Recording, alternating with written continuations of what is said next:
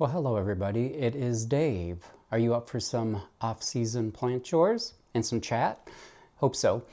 I have been having some plants go downhill in a number that I have not really seen, well, in a very long time. And I think I have finally identified the culprit. And it is a purchase, a cheap purchase that I had a lot of these plants in. And we'll get more into that, but let's start out with some good news and work our way up to it. Stick with me. You have seen a whole slew of plants from my friend Kimberly that have been gifted to me. What started off early this year as a simple swap turned into a massive gift. So impressive that I made a video about it, the swap tin swaps, and she has continued to give me quite a number of really beautiful cuttings. This is no exception, and it's a plant, the Shepherdii, I didn't want. How many times have I seen this plant online, in videos, in pictures? Never did anything for me. Biggest cliche in all of planthood is you have to see it in person. For me, I had to see this in person. And the plants, if the plants look a little bit yellowish on camera, I have the light set up quite warm to attempt to mask how tired I look and feel, but the light can't mask how tired I feel. So we'll just go for the George Clooney filter here today and see how it turns out. But this is ready for a repot. These little rectangle dollar store pots, $1.25 store pots, are really good for starter. It has enough roots and certainly enough foliage now that it is draining all the moisture out of this little container very, very quickly. So I'm going to get this into something not permanent probably, but larger than this. You loyal returning viewers will well recognize my normal substrate of cocoa coir, cocoa chip, and number 3 perlite. I mix it in even measure, and then it usually ends up much chunkier than that. I always end up with quite a lot more cocoa coir left over in my bowl. I always say I'm going to mix it chunkier, but I never do, and that's probably okay. Then I have more room to adjust. So that's how I do it. That's how I grow. There are so many new people on the channel, by the way. Thank you. Thank you for subscribing and being here. That I wanted to explain that a little bit. I'm not suggesting it's a good idea, bad idea. It's how I grow everything in this house. I'm going to go with this 2.7 inch, I think, container that's really common on Amazon. Wonderful, sturdy, reusable. It doesn't look that much bigger here, I don't think. But once I get this out of the pot, like right now, let's just do it. I think a lot of this substrate's going to fall away. They're not going to be, that many roots in this root ball. I think it's going to be perfect. And then next year, we can repot it. Whenever you take a plant out of a container of any kind, inspect it. Just see how everything looks. Make sure there are no pests in there you need to know about. Root health. Root health is great. So I think that's the right choice. Let's go ahead, put a little mix there in the bottom, and if I have to break this up just a titch, I don't want to mess with it too much. And I will have to kind of poke this in. I need to go get my bonsai tool / metal chopstick that the same person sent me as a gift so I could retire the kitchen utensils. I had a little retirement party for my butter knife, our butter knife. My wife hasn't left me, well, yet. Time will tell. Maybe we're too far into our first marriage here to each other to even have that conversation. Who knows? I don't take it for granted. How about that? All right, so there is one. And shoot, this will be repetitive for people who have heard me say this several times. I used to be someone who would use many different components in my substrate, you know, 6, 8, just a ton of stuff. And I started just taking them out one by one, and my plants started growing the best with the fewest ingredients, oddly enough, especially considering how I typically grow in terracotta and more basalt, probably especially in 4-inch pots. I'm going all basalt in the future now that the prices have come down. After the pandemic and lockdown, they were expensive. So, but I have gotten into orchids recently, and those people have me convinced that myco is important for the orchids, and I thought, you know, it's very inexpensive. A little goes an incredibly long way, so why not use it on all the plants? No good reason not to. And it can be, did I show you the actual name? I mean, this isn't an endorsement, but this is what I'm going to use. This can be watered in, or it can be sprinkled down by the roots. Since I forgot on this plant, I think I'll just repot everything and then water it in. I've done that before many times. It works just fine. This is a true Bilibata, formerly known as Panchoy. So this is not the mislabeled Bilibata that Costa Farms has put out in the past. This is an actual Bilibata. It's been in this small container since Kimberly sent it to me, which must have been early summer, I guess. Not exactly sure what these bright yellow spots are. There are no pests above the soil line anyway, but it's time to get this one in a larger substrate. I also just kind of wanted to see what might be going on, if anything, hopefully nothing at all. And I want to talk about, since I'm going to give a negative review on a negligible product, you know, so inexpensive, but I believe has kind of wrecked a lot of plants. It had me thinking about giving kind of negative reviews. You know, I did a review on Pure Crop 1 that was not very positive. You know, the money versus results just weren't there for me. I put that out a few weeks ago, and I made some people mad, and, you know, don't take this the wrong way, but I don't care. What value would my opinion hold if I couldn't give an honest appraisal of something that I spent my own money on and used for months and got a very disappointing result? I mean, none at all.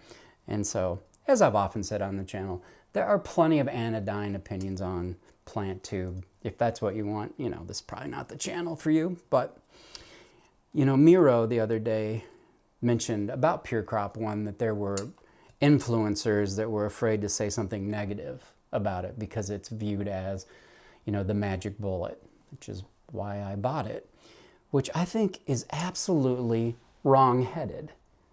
As much as anybody has an audience left after lockdown and, you know, viewership, look at the huge channels, you know, the hundreds of thousands of subscribers. They're getting about 2% viewership, 3% maybe. And I'm sure that builds over time, but shouldn't anybody with a sizable audience just be honest? I mean, what's the worst thing that's going to happen? You're going to upset somebody who you've contradicted something they've been told or they believe or they've experienced? I mean, that's just wrong-headed to me. It really is. So anyway, that's my thought.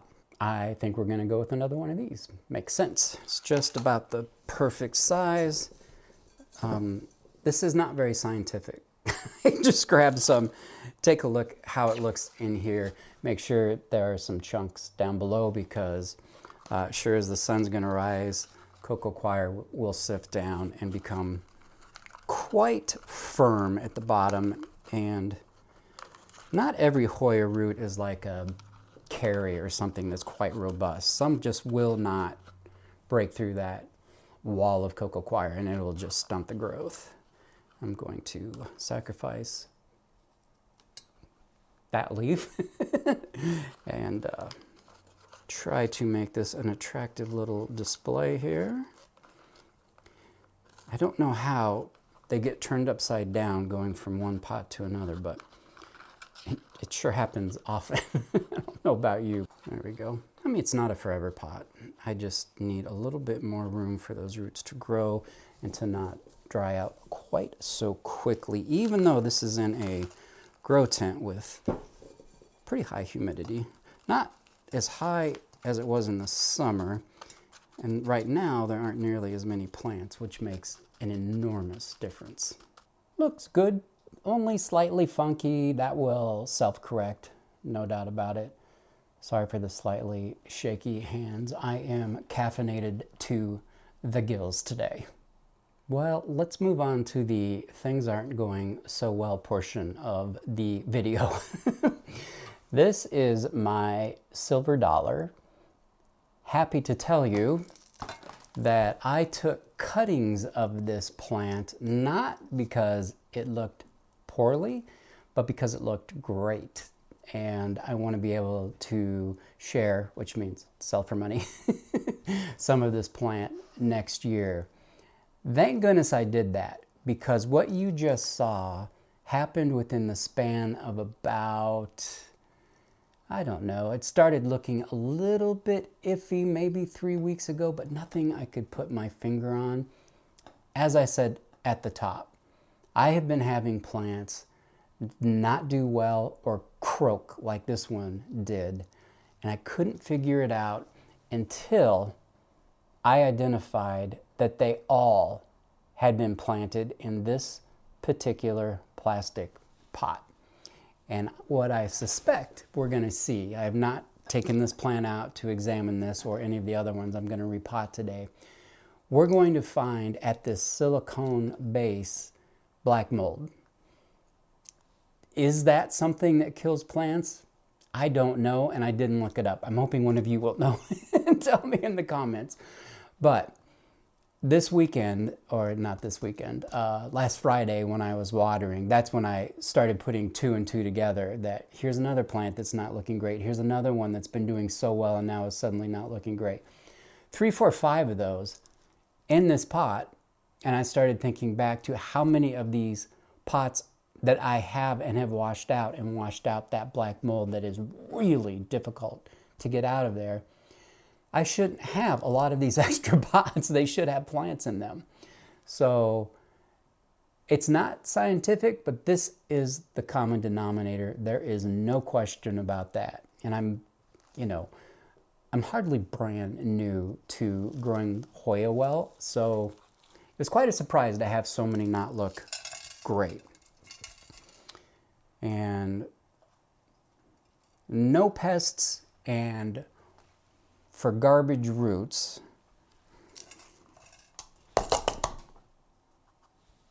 and I don't know how well this will come up. This is not the worst example of that black moldy stuff on the bottom, but it is certainly there. It just looks like moist cocoa coir, but it is not. It is, I'm not sure, but that is the result, and I ain't happy about it. The ones I have in ambient conditions in the really chunky substrate I use are doing okay right now. I'm going to change them out too. The ones in the tent, where it's a humid condition, have done really poorly.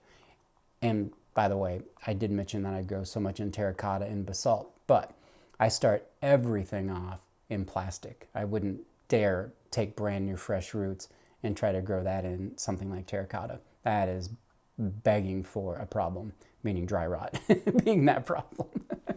Something I'm a little bit familiar with, but I've learned what works for me, and I'm sticking with it. So there's the most dramatic example.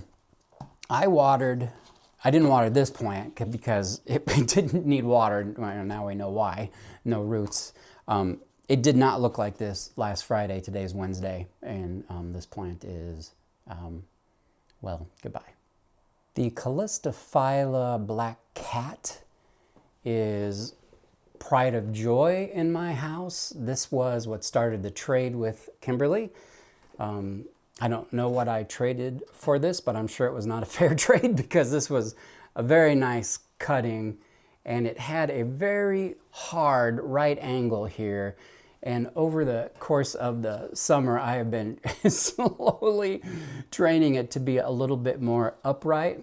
It's before this one starts looking poorly, I want to get it out of this container, get it some fresh substrate, get it on, I'm not sure what trellis. We'll see what it looks like when I unclip it. But for very obvious reasons, I do not want this one to head south. This is a really cool plant. Take out our super janky little metal ladder trellis there, left over from doing my tower trellises. And here's hoping. Let's all cross our fingers a little bit. I'm not even going to look. And the roots are just, oh! Here's a better example than that last one. Wish I would have started with this one, I guess.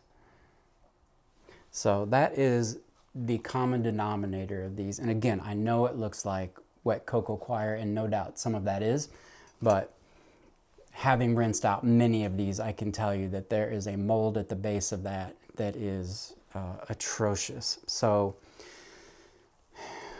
let me see what we have here. I'll want there to be, I was hoping this was a nice root. That happens to be sphagnum moss, so no. I do not want to start this plant over again. The way it is gone for me is that in planting in these, they do really, really well for a while. They look fantastic. They grow well. They put on new growth that is healthy, and they vine, and this flowered, it does the whole thing. And then they just pretty suddenly just start looking sick. And as I said, I only put this together Friday. I mean, who would think that a pot could be the cause of this? I mean, as I said, the ones in ambient condition look okay right now. The ones in the tent are just uniformly absolutely horrible. Well, shoot. Any excuse to get out my razor sharp bonsai scissors. I am just, oh, that hurts. Starting a plant over is, it's not the end of the world, but it is sure not what I wanted to do. There's quite a distance between, for instance, this leaf right here and node to the next one up here. Unfortunately, the peduncles are in the middle. I certainly could do this rather long cut. In other words, if I cut it down here at the base, I could do something like this. It's not showing up perfectly, but there's such a long distance between these. No indication that this node is ever going to put on another leaf. While I have to start this over, I'm going to take the short-term pain for the long-term gain. Ultimately, I really am here for this beautiful leaf. The Calistophylla flower, it's pretty and it smells really good. It's a very, very common looking Hoya flower. I can get that on any number of plants I already have, not needing to be started over for lack of words in general. So what I'm going to do is just go ahead and cut this down, start it over as a plant that's going to be much fuller this spring and grow into a real specimen piece. That's not a bad thing. What I did with this one is take it over to the sink. I watered it in with RO water, which is what I use because we have an RO filter. And now I'm going to pin down. I'm just holding in some of the loose ones. Probably should have said that without rifling through a plastic bag. I'm kind of holding it in with my index finger here. Some of these want to pop out. It's much more pronounced when the plant is dry than wet. These pins will hold it in really nicely. even when it needs to be watered after you've done it this way. But caution does need to be taken on big leaves like this, that if you are moving things around wherever you elect to keep this, be it a prop box, Mills bow cabinet, or in my case, the tent again, that you don't jostle one of these leaves or more loose out of the substrate. You will notice that eventually one of the leaves will start turning yellow. And these are big, thick cardboard leaves. Once one of these starts turning yellow, just throw it away. It's done. Looks really, really good. I have no doubt that this will grow up to be a big, healthy plant once again. I would say ordinarily I would not put this many cuttings into one pot, because I would be looking to the future of being able to provide these to people. This one is not for sale. This is just going to be my personal plant for a long time, and it's going to look so good. I'm going to cry when this thing grows up into a big bad boy black cat. In interest of brevity, I think I'll just show you a couple of plants that, again, grown in these silicone-based containers. This plant just doesn't look happy. It almost, I expected sort of like, are there spider mite? I mean, just something. But no, it's pest-free. It's just grown in this. I guarantee you the root system is absolute garbage. I'm gonna have to start this over. This is one of my Larissas, which I was a little concerned about. Reputed to show significant damage when the temperature drops below 70. It has been exposed to temperatures well below 70. It hasn't shown any negative repercussions from that. But what you don't see, once again, roots. So, you know, it's another bad situation. Something I imagine I should have caught. Let's just pull on it a little bit and see it. Do you see how easy it's going to pull out here? Is that okay? There are no roots keeping this in the container. Just another either terrible sign for root rot or whatever is causing this problem, or a good indication of it. Let's say good indication of it. That sounds more positive, does it? I don't know. Dang it. This was another gift from my friend Kimberly, and you know, I never really wanted this plant, or any Discidia for that matter.